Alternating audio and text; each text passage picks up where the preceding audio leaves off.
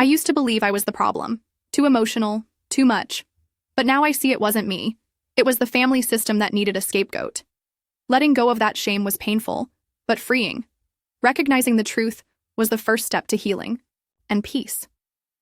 I used to think I was just difficult, moody, too emotional, too much. That's what they told me, so many times in so many little ways that I started to believe it. It wasn't something they said outright at first. It was in the eye rolls, the long silences, the what now looks. It was the way my brother could storm out of a room and everyone rushed to comfort him. But if I cried, I was being manipulative, dramatic, attention-seeking. I spent years thinking something was fundamentally wrong with me. I didn't know there was a name for it. I didn't know families could assign roles to survive their own dysfunction. I didn't know I was the scapegoat, until it nearly broke me. You see, every dysfunctional family has an invisible script. There's the golden child, the peacekeeper, the enabler, and then there's me, the one who gets blamed, the one who holds all the tension, the one whose emotions threaten the fragile illusion of, we're fine. I didn't want to believe it, even when it hurt. Even when I was blamed for things I didn't do, or punished for simply feeling something, I still thought I could prove I was lovable, that if I worked hard enough, stayed quiet long enough, or forgave enough times, maybe they'd finally see me. I was 27. It was my birthday. And by the end of the night, I was sitting in my car outside the restaurant, sobbing uncontrollably. Mascara streaking down my face, phone lighting up with texts I couldn't bear to read. I was trying to understand how a night that was supposed to be about me had turned into another performance of my family's greatest hits. Ignore her, blame her, shame her, then act like nothing ever happened. That was the moment the illusion cracked. I didn't have the full vocabulary yet, but I knew something had to change, and that was the beginning of everything. I was 5 the first time I realized that fairness wasn't a rule in our house. It was a luxury, and it wasn't one I had access to. My older brother, Adam, could light the curtains on fire and somehow charm his way into dessert. He was the golden child, always had been. The funny one, the gifted one, the boy who just needed some guidance. When he lied, it was creative thinking. When I told the truth, it was backtalk. He had this effortless way of making our parents proud, even when he was failing school or getting detention or skipping out on family obligations. Me? I could bring home straight A's and still hear, "You could have smiled more in the photo." My dad was a shadow in most of my memories. Always present, but always silent. The kind of man who spoke through raised eyebrows or grunts of disapproval. He wasn't unkind exactly, just unreachable. I don't remember ever having a real conversation with him. Most of the time, he was either at work or in his chair, watching the news, half listening. And then there was my mom. She was the sun and the storm in our house. Everything revolved around her mood. If she was happy, you breathed easier. If she was upset, even slightly, you ducked and hoped you weren't the reason. She liked things clean, perfect, presentable, and that included her children. Adam fit that image. I did not. I was emotional, intuitive. I noticed things. I asked questions. I had a strong sense of right and wrong, even when it got me in trouble. Especially when it got me in trouble. If Adam forgot his chores, Mom would laugh it off. Boys will be boys. If I forgot, I'd get a half-hour lecture about how ungrateful I was, how hard she worked, how I didn't respect her time. It didn't make sense, not logically. But it was consistent. And consistency, even when painful, becomes a kind of twisted safety net. You learn the patterns. You figure out who you're allowed to be, or more accurately, who you're not. I learned not to cry too loudly, not to react too quickly, not to take up too much space. If I cried after being yelled at, it was, "Why are you being so dramatic?" If I got quiet, it was, "Oh great, now she's sulking again." And if I tried to explain how I felt, that was the worst. You always think you're the victim, or my personal favorite. You just love making everything about you. Eventually, I stopped talking. Not entirely, but in the ways that mattered. I kept my feelings locked up, where they couldn't be twisted or thrown back in my face. I smiled when I was supposed to. I agreed to keep the peace. I became invisible. And yet I was always the problem. The atmosphere at home taught me that being good wasn't enough. That love came with conditions. That mistakes were only forgivable if you were the right kind of person to make them. I didn't have words for it then. I just felt it. Deep, constant confusion. Like something was off, but I was too young to name it. So instead of questioning the system, I questioned myself. Maybe I was too sensitive. Maybe I really did overreact. That was the first seed of guilt. Not the kind that passes, the kind that settles in your bones and whispers, "It's your fault," even when it's not. And I carried that guilt with me, for years. School became my escape. Not because it was safe, but because it had rules. Clear, measurable ones. You study, you get an A. You behave, you get a sticker. No shifting goalposts. No silent treatments for saying the wrong thing with the wrong tone. At home, the rules changed by the hour, but even when I excelled, it still wasn't enough. I was expected to be the overachiever, straight A's, perfect attendance, involved in clubs. And I delivered. I pushed myself, partly for pride, but mostly out of desperation. Maybe if I could be perfect enough, they'd stop finding reasons to criticize me. I remember getting second place in the regional science fair in 5th grade. I came home glowing.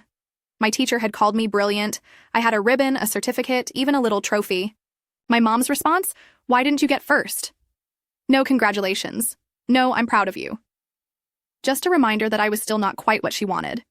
And yet, to the outside world, I was her miracle child. She bragged about me, constantly. At church, in the grocery store, on Facebook. "She's so smart, so mature, such a good girl." People would smile at me, tell me how lucky I was to have a mother who was so involved.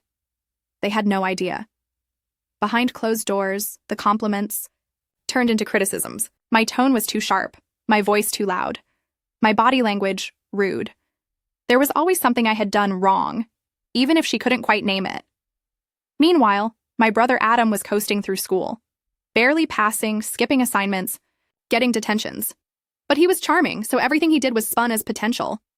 When he turned in a project late, it was, "He's so creative, he just needs a little push."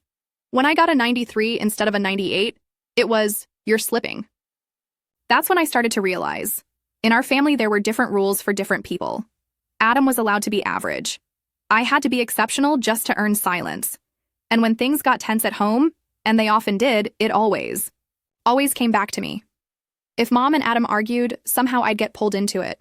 If Dad retreated into his silence, it was my job to bridge the gap. I was the emotional pressure valve, the scapegoat, the outlet for their dysfunction.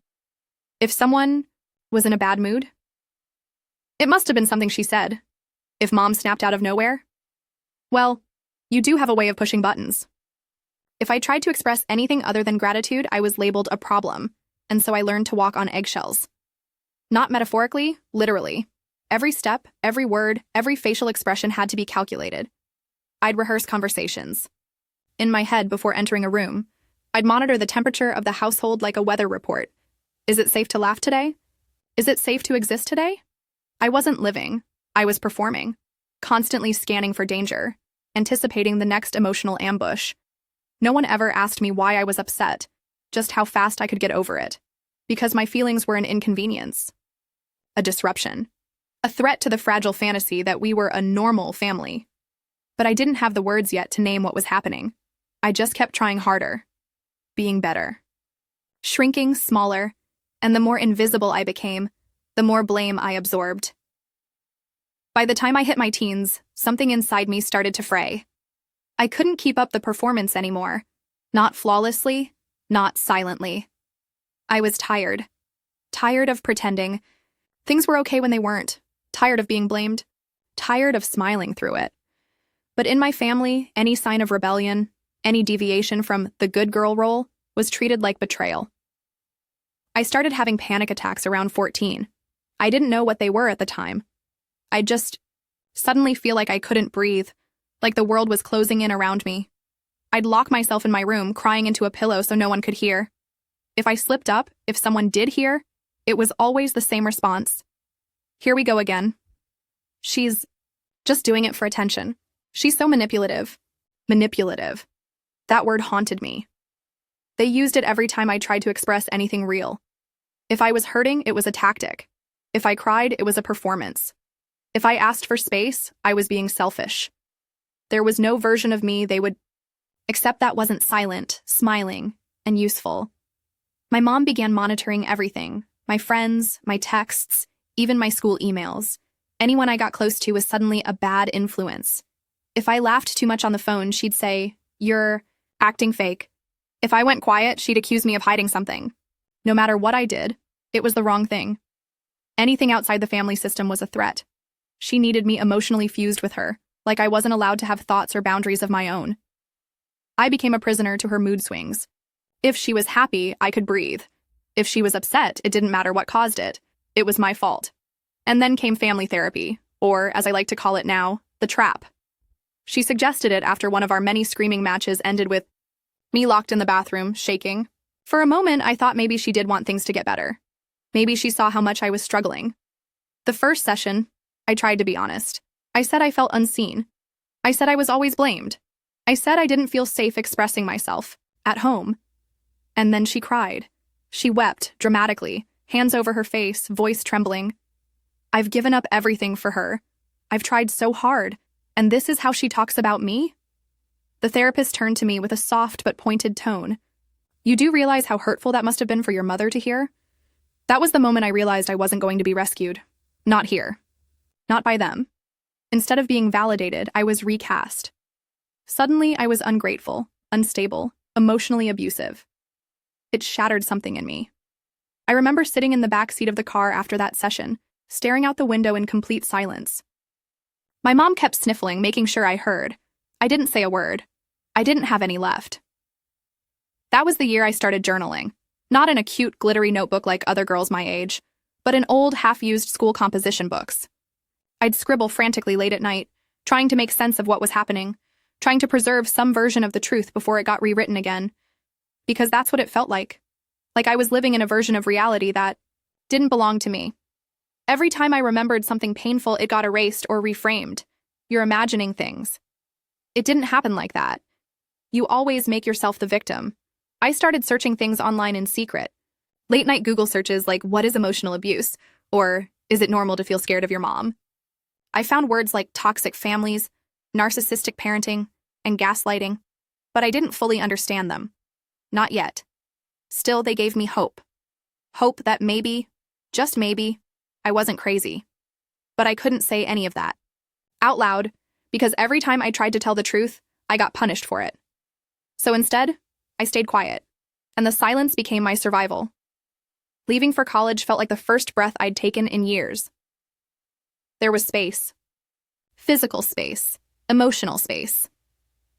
For the first time in my life, I could close a door and know no one would barge in 5 minutes later demanding to know what my attitude problem was. I could walk around campus, eat what I wanted, wear what I wanted, sleep in on weekends without someone accusing me of being lazy or selfish. At first, I felt free, but then the guilt started creeping in. It would show up in little ways.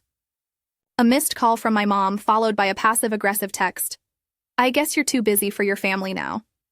Or after a fun weekend with friends, I'd hear, don't forget where you came from. The worst was when I didn't answer a call from my brother and my mom sent, he's your brother. Blood is blood. It didn't matter that I was studying for midterms or exhausted or just didn't feel like picking up. Any boundary I tried to set was interpreted as betrayal. The more distance I created, the tighter they pulled the rope. Started lying to keep the peace. Saying I had class when I didn't. Claiming I was sick so I wouldn't have to go home for holidays. I thought if I could just manage it better, if I could be more available but still protect myself, it would work. It didn't. In college, I started dating. That's when I realized just how deep the damage went. I didn't look for kindness or consistency. I was drawn to familiarity, to men who were emotionally distant or subtly critical, men who called me too much when I cried, or intense when I had an opinion. I thought that was normal. I thought love always came with confusion and fear. It took me years to realize I wasn't choosing these men by accident. I was choosing people who mirrored the dynamic I grew up in. People who made me feel the way my family had always made me feel. Small, wrong, unworthy. On the outside, I was thriving. I worked hard. I made the dean's list. I got internships, glowing performance reviews, even job offers after graduation. People saw me as put together, responsible, capable. But inside, I was quietly unraveling. There was this ache I couldn't shake. No matter how much I achieved, it didn't fill the hole. I kept thinking, once I get this promotion, once I make this much money, once I prove I'm worth something, then I'll finally feel okay. But I didn't. Every milestone came and went, and I still felt broken. Hollow. Like I was faking adulthood and someone was going to figure it out. I'd sit in meetings, getting complimented by my boss, and think, if only they knew who I really was. If only they knew how unlovable I actually am. That voice, my mother's voice, my brother's voice, every dismissive tone from childhood, still lived inside me. It didn't matter that I'd left the house. The system had moved in with me. Sometimes I'd get off a work call and immediately start crying. I couldn't explain it. Nothing had happened. No one yelled at me. But the stress of constantly trying to be perfect just to feel safe was still hardwired into me. And the worst part? I blamed myself for all of it. I thought, what's wrong with me? Why can't I just be happy? Why can't I get over it? It would take me years and a lot of therapy to realize there was nothing wrong with me. I wasn't broken. I was just living out a story I didn't write. But back then, I didn't know that. I just kept going, working harder, smiling brighter, pretending I had it all together. Because if I slowed down long enough to feel it all, I was afraid I'd fall apart. I planned the dinner myself, nothing big, just a small table at a cozy restaurant I loved. I invited a few close friends and my family, hoping this year would feel different. I told myself, maybe they'll show up for me this time. Maybe they'll see me. I even wore a dress I wouldn't normally wear. A little bold, a little bright. I curled my hair, put on lipstick. I remember looking in the mirror and thinking, please let this night be okay. Please let me feel loved. At first, it was quiet. My friends arrived early, handing me little wrapped gifts and hugs. We ordered drinks. I laughed, a little too loudly, trying to shake off the anxiety buzzing in my chest. Then my brother showed up, late, slurring, drenched in cologne like it could hide the alcohol on his breath. He gave me a side hug, knocked over someone's water glass, and sat down like he owned the room. No one said a word about his state. No one pulled him aside or even looked uncomfortable. Instead, my mom launched straight into, did you hear about his promotion? They gave him a bonus and everything. He's really climbing. My dad nodded with a rare smile, raising his glass. My aunt chimed in with a, we always knew he'd make something of himself.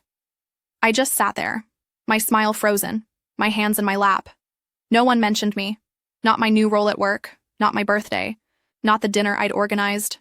It was like I was watching someone else's celebration from the wrong end of the table. Then, as if she couldn't help herself, my mom turned to me and said, you should be more like him. You're so serious all the time. Just enjoy life. I felt the breath go out of me like I'd been punched. My friends glanced at me, clearly uncomfortable, but no one said anything. We made it through the entrees. I laughed at the right jokes. I passed the bread. I played hostess. But inside, I was crumbling. I excused myself to the restroom just before dessert came out. Not because I needed to go, because I needed to breathe. I stood in the hallway just outside the bathrooms, trying to will the tears back into my eyes. Trying to get it together before they noticed I was gone, and that's when I heard her. My mother's voice from around the corner, low but unmistakably sharp. She always makes everything about herself, even her birthday. That was it. That was the crack.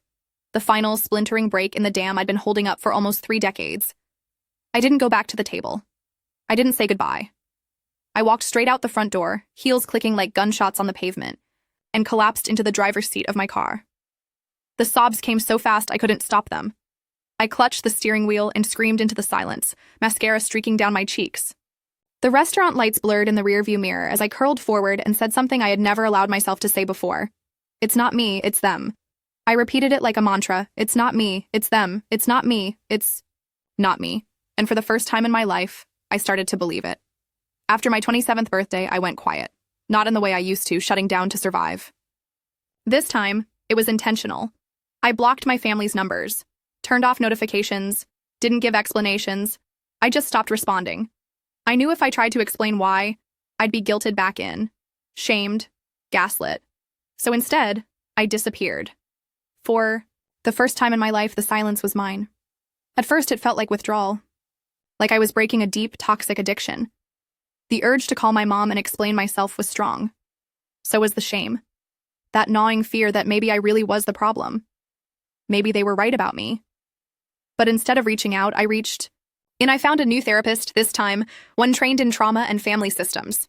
Someone who didn't flinch when I described what my mother said to me, who didn't ask, well, did she mean it that way?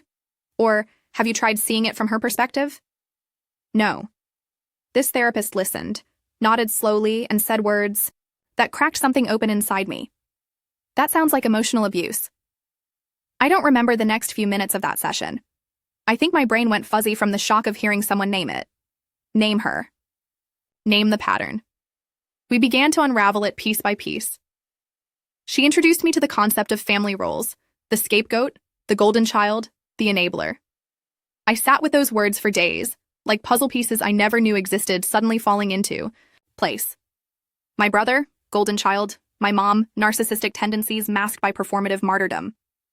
My dad, the silent enabler, keeping his head down to preserve the illusion of peace. And me? I was the scapegoat, the one they projected their pain onto, the one who absorbed the anxiety, the tension, the unspoken grief. The more I read, the clearer it all became. I devoured articles, books, survivor forums. I would underline passages and find myself whispering, "Oh my God, that was me." The memories I'd tried to downplay, suddenly they made sense. The uneven punishments.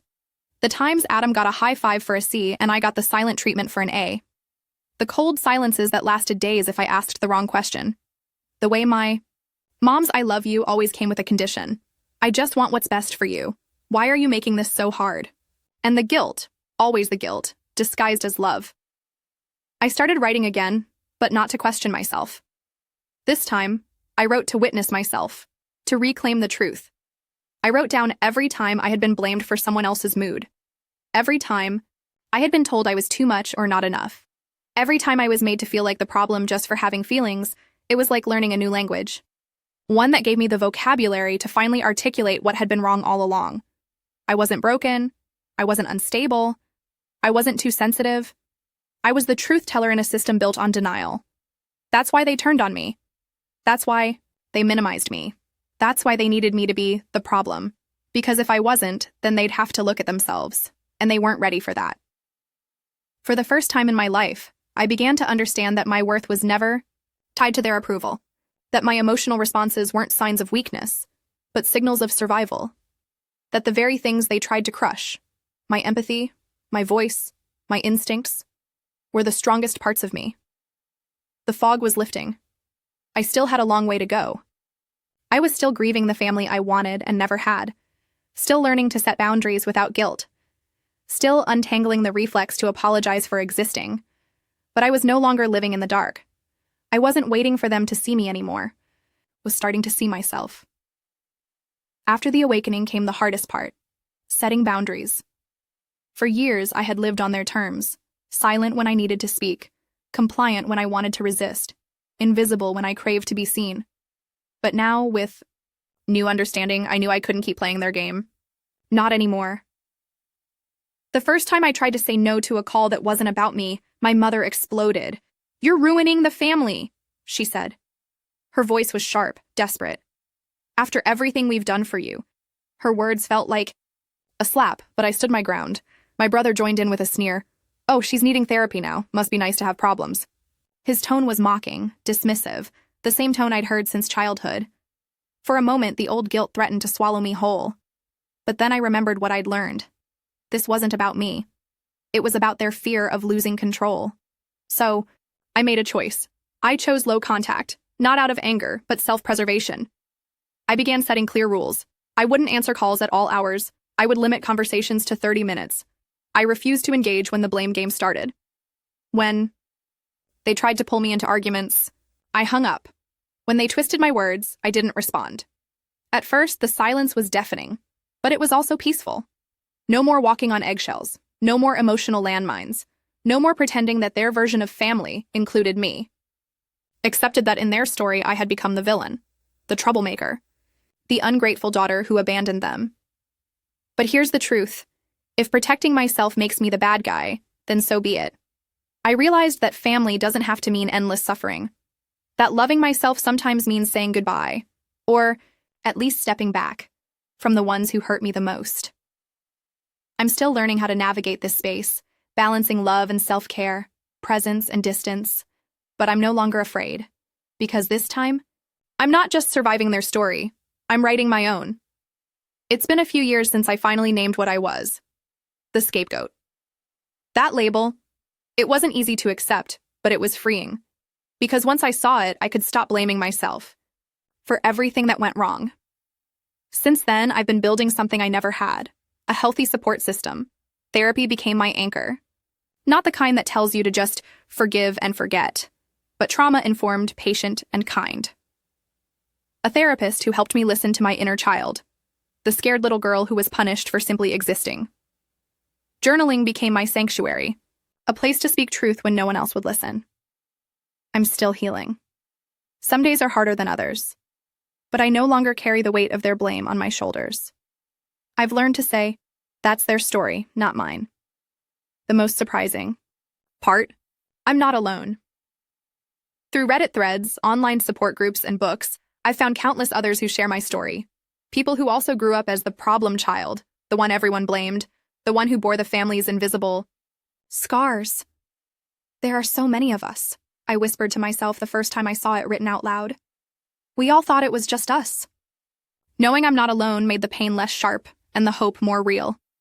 Sometimes I take quiet walks alone, just me, the pavement, and the sky.